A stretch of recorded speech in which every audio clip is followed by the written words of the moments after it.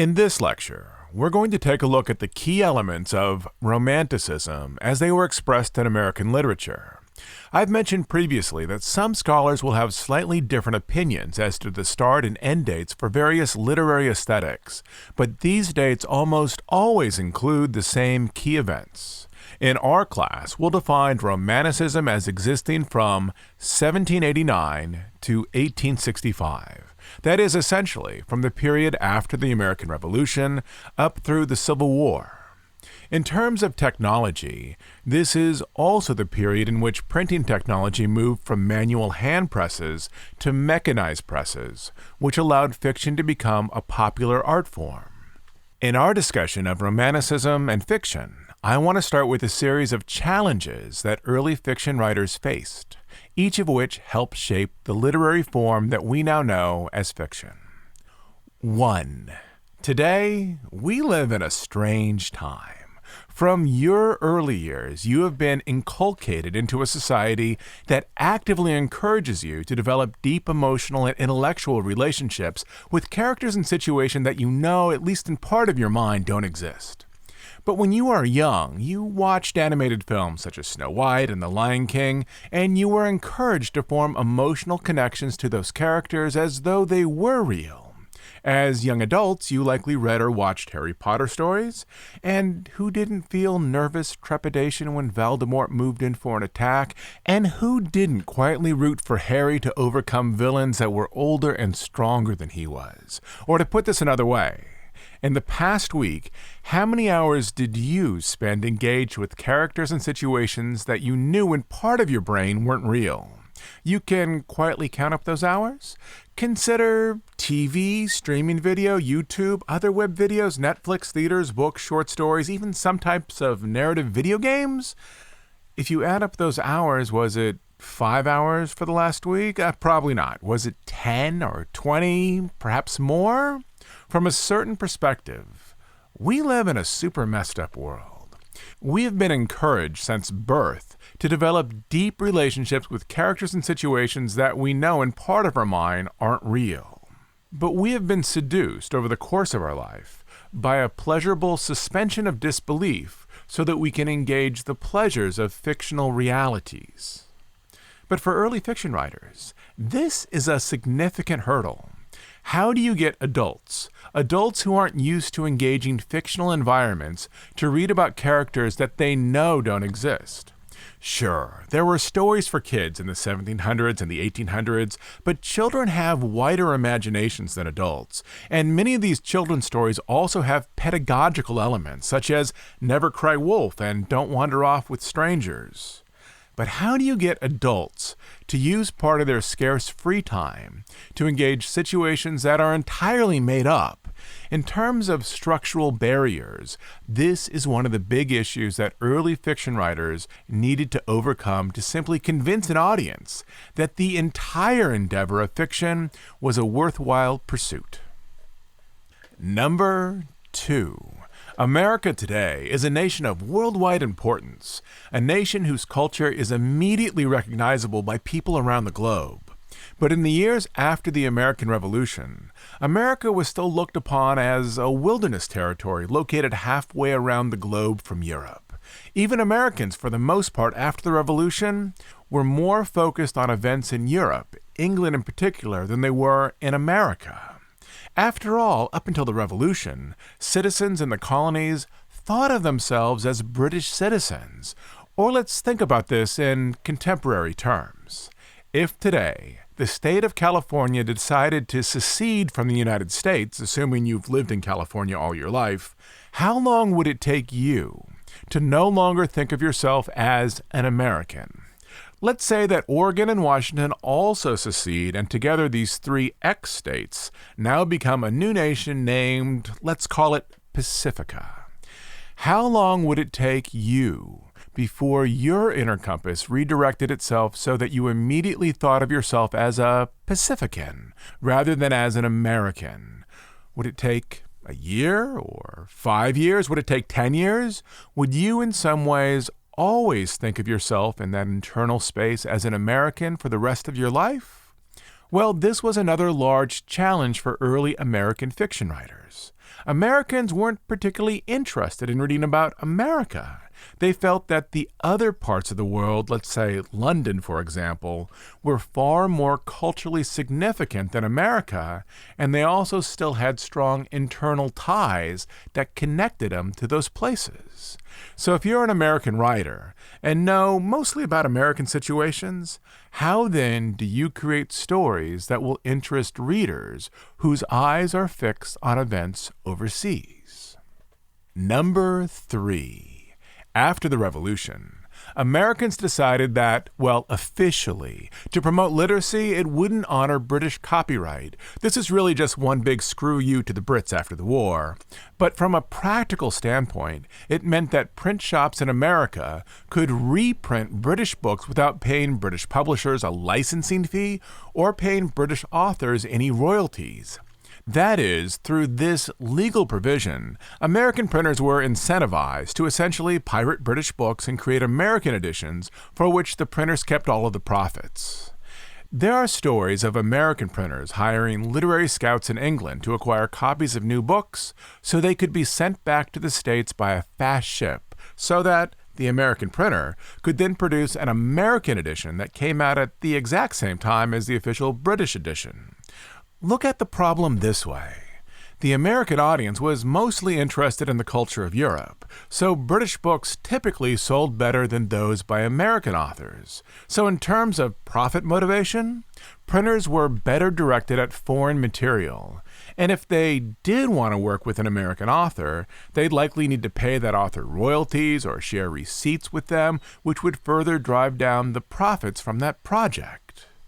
And lastly, Number 4, how might new works of fiction relate to other genres of written work, such as poetry and nonfiction, with which Americans were more familiar?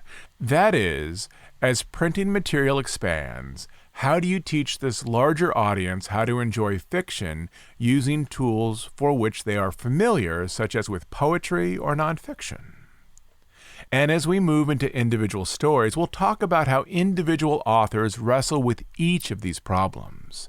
But to understand how fiction, this emerging form, developed as a popular force by building on the materials of poetry and nonfiction, we first need to understand a little about the artistic goals of Romanticism as they applied to poetry and nonfiction at this time. When the technology of steam-powered presses first emerged to elevate fiction to a popular form, other genres of writing were exploring the components of Romanticism. Number 1. For our class, as I've already said, we'll place Romanticism between 1789 and 1865. Romantics overall embraced many ideals that the Enlightenment rejected, such as imagination and extreme emotion. As with many artistic movements, Romanticism was a reactionary or counter-movement. That is, it reacted to the period that preceded it. It is a corrective movement. Early Romantics noted that Enlightenment art was cold and impersonal. Because of this, they strove to make art more compassionate, more imaginative, and more connected to the inner life of individuals. Number 2, its view of people. During the Enlightenment, people were mainly viewed as physical beings. Intellect was valued over emotion. With advances in medical science, human beings were observed as intricate assemblies of tissues, organs, and fluids. Romanticism strove to redefine such understandings, believing that people were more than just intellects and organs on legs, but instead possessed the potential for significant emotional and imaginative experience. Through the depiction of emotion and imagination, Romantic writers hoped to arrive at a fuller portrait of human experience. The sensitive or spiritual man was very much the hero of the day. In short, the Enlightenment valued the centrist or representative individual, while Romanticism valued individuals at the peripheries of human experience. Number 3, individuality. The Enlightenment, to a certain extent, devalued individuality, focusing on ways that individuals were alike. Our physical bodies are similar, our environment is constant, as are our founding beliefs. In America, the Enlightenment had been focused on building a nation and creating cities, producing documents that ensured that large groups of people could successfully live together. In short, it focused on cooperative living for financial and political gain. During the Romantic period, however, individuality was valued, particularly in regards to solitary, isolated experiences. For example, many of Emily Dickinson's poems explore her experience by herself, as do Walt Whitman's reflections on his identity. Likewise, many of Edgar Allan Poe's short stories focus on sensitive, isolated individuals who eventually go mad, such as the narrator of The Telltale Heart. Number 4, nature. To access deeper emotions, many Romantic writers advocated for new connections with nature. Writers such as Henry David Thoreau meditated on the natural world, believing that such experience would open them to a new world of emotion, intuition, and self-value. Through nature, as opposed to academic study or controlled social experiences in a city, people explored their deeper natures. Number 5. Peak experiences. Because Romanticism valued emotional writing, the works of such authors naturally depicted peak experiences, that is, great elation, and on the other side, great sadness. The two key terms associated with these peak experiences are romantic ecstasy and romantic agony. Fiction writers often utilize characters who experienced emotions at deeper levels than did average people. Many works of Romantic literature, particularly the Gothic romance as exemplified by the work of Poe, depict robust and rarely experienced emotions, including paranoia, terror, panic, and horror. Looking back, some literary critics see a manic-depressive quality in the writings of some Romantic authors. In fact, these same critics believe that at least some Romantic writers were uniquely isolated, focusing their attention inward, and perhaps a poor representation of the average person of the era. Toward the end of the Romantic period, new realist writers reacted to this very point, that Romanticism had not depicted the average person, but instead had depicted an aberration of such an individual, thereby valuing unusual experiences over the everyday.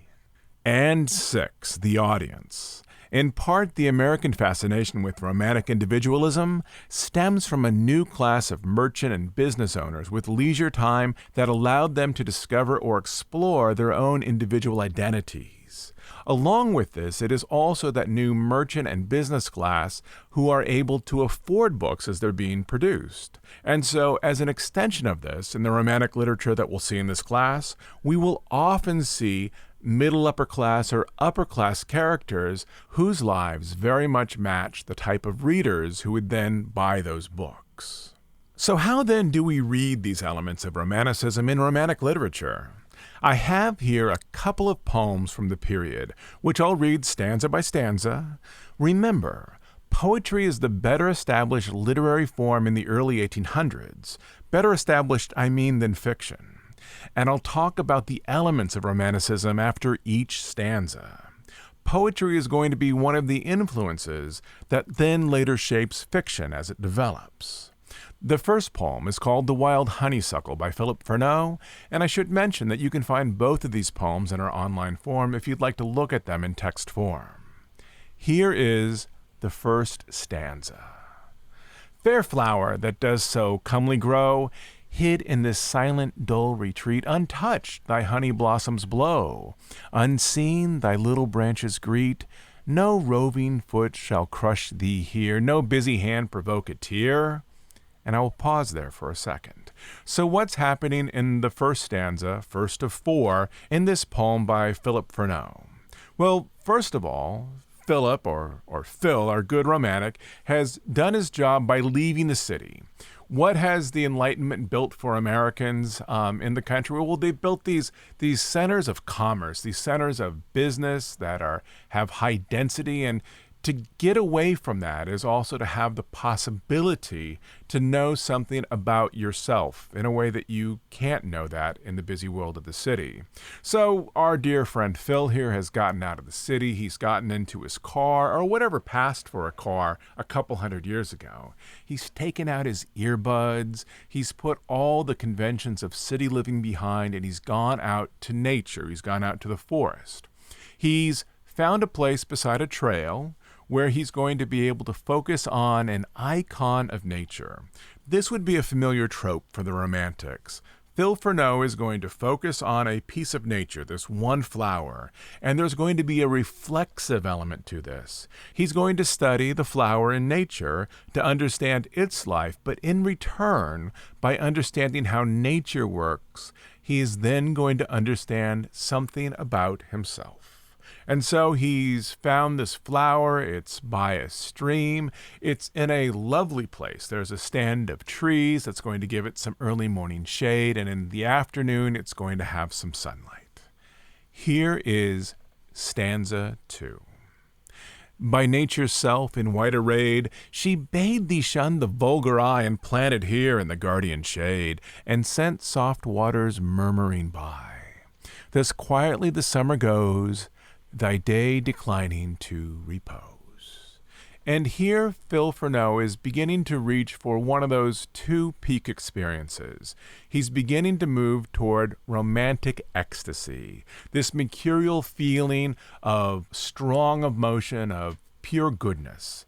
He recognizes that nature is taking care of this flower. And he sees that there's shade and there's sun and there's water moving by, and he understands that nature is taking care of this flower. And here comes the reflexive elements. As an extension of that, Phil is also able to know that there's some larger force in the world that then is taking care of him. Maybe he has a pretty good job back home. Maybe he has a nice place to live. Maybe he has friends. But he's getting the sense that there is some larger force out there that is helping to arrange his world in a way that's pleasurable to him as well. And thinking about these forces, these beneficial entities that are not only creating a pleasurable life for the flower, but also for Phil, he's being moved out of his everyday complacency towards a sense of elation, a sense of gratitude and recognition that there's something strong in the world that's taking care of him. Next stanza, stanza 3. Smite with those charms that must decay, I grieve to see your future doom. They died, nor were those flowers more gay, the flowers that did in Eden bloom. Unpitying frost and autumn's power shall leave no vestige of this flower. And here Phil is moving from romantic ecstasy to the other side of the spectrum, romantic agony, as he starts to imagine how time is going to move forward. A minute ago, everything was great, but then Phil seems to recognize that for a moment he forgot about the seasons. And right now, the flower is being taken care of, but a few months forward, there's going to be snow and ice, and this flower is going to be buried beneath frost. And what he's saying is that this flower is going to be annihilated.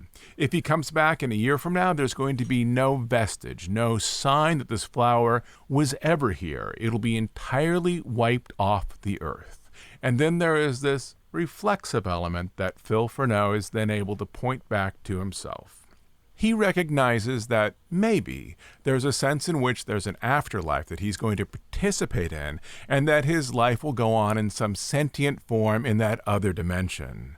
But he also seems to recognize that his life might be like the flowers, that he might be utterly wiped from this earth, lights off, no consciousness. That is the end of a sensation of self, and that thought seems to terrify him. And with that, he is moved from ecstasy to agony as he starts to contemplate not only the flower's demise, but by extension, his own demise in the coming years as well. In the last stanza, stanza 4, he considers what it is then he should take away from this experience. From morning suns and evening dews, At first the little bean came, if nothing once, you nothing lose. For when you die, you are the same. The space between is but an hour, the frail duration of a flower. And so his takeaway from this experience in the woods, focusing on this icon of nature, this flower, seems to be that you need to keep in mind that life is short, that there's sweetness in it, that there are forces out there that will help take care of you, but life does not go on forever. So you need to focus on the goodness of this day and of the days to come, because one day that time will be over.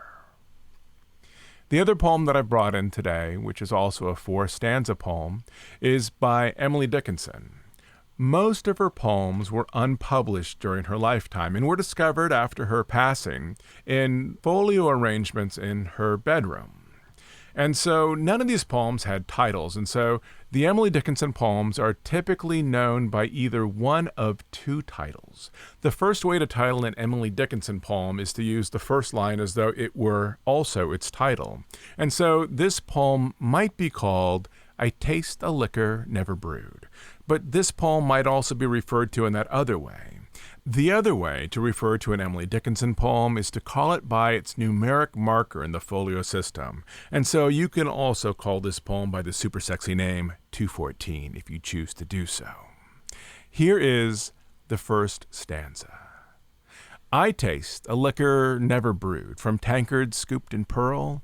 Not all the vats upon the Rhine yield such an alcohol. Okay, there's our first stanza. This is going to be a drinking poem. In fact, this is going to be a poem about binge drinking, and this might be a poem that's literally about the experience of binge drinking, or this might be a poem that's using the experience of binge drinking to then talk about the consumption of emotion. And so Emily Dickinson in this poem is either going to be talking about consuming a great deal of alcohol, or is going to be talking about consuming a great deal of emotion, and how one of these experiences has a lasting effect on how she thinks about herself. In the first stanza, we can see some things about the alcohol or the alcohol metaphor. It's kept in a tankard scooped in pearl, and so this is a decorative decanter. I don't know, if you go to a college party out on the lawn in a tankard scooped in mud, as I recall, there is very inexpensive booze, usually Natty Light. I don't know what they're serving now. It was Natty Light a long time ago, or Meisterbrow, and then it was served up in these red plastic cups. What Emily here is having seems to be the exact opposite of that. This is an ornamented tankard scooped in pearl. And so whatever here is behind the bar, it's in a unique container that has been bejeweled in such a way to indicate that it's rare, that it's expensive, that it is a truly fine experience. Stanza 2. Inebriate of air am I, and debauchee of dew, reeling through endless summer days from inns of molten blue. And here, Emily Dickinson is beginning to move a little, by degrees, towards romantic ecstasy. There's a pleasant sensation swelling inside of this that often accompanies the beginning of drink, and she seems to be here expressing a desire to continue that sensation of experiencing these emotions, or perhaps this particular drink. Stanza 3. When landlords turn the drunken bee out the foxglove's door, when butterflies renounce their drams, I shall drink but the more. And here Emily is saying that whatever this experience is, emotion or alcohol, that she has found such a strong goodness in it, such a strong ecstasy in it, that she wants to drink but the more, continue consuming this experience so that it expands inside of her. When landlords turn the drunken bee out the foxglove's door, that means at 2 a.m., when the barkeep turns the stools upside down on the table and throws all the lights fully on and says, "Hey, everyone, get out." What Emily is going to do is drink but the more. When people around here push aside those schooners of beer and say they don't want any more, that is, when the butterflies renounce their drams, Emily says, I shall drink but the more. Stanza 4. till seraphs swing their snowy hats. And what is a seraph? A seraph is a biblical term for a winged angel. And so Emily seems to be growing taller so that she is gaining elevation. So these winged creatures, like large birds, go flapping by, till seraphs swing their snowy hats, and saints to windows run. To see the little tippler, and who is the tippler? Well, the tippler is the person tipping back the drink. To see the little tippler, that's Emily herself, to see the little tippler leaning against the sun. And so what is the image that we have here at the end of the poem? It's that Emily has bodily expanded with this emotion inside of her so that she can see winged creatures moving across her field of vision. And down below, there are saints outside the bar. They're running to their windows, presumably pointing their fingers upward to indicate that Emily has suddenly become very large, very tall. How tall? Well, so tall that she can be, presumably elbow akimbo, leaning against the sun. That is, the sense of emotion or drink here is so large inside of her that she imagines or becomes a creature that then is able to interact with celestial entities. She is leaning against the sun. This is a poem of pure romantic ecstasy in which Emily has found a very large sense of herself inside of it. And now in our next lecture, we will begin to look at individual stories in the Romantic period and talk about how they too relate to these key core concepts of Romanticism.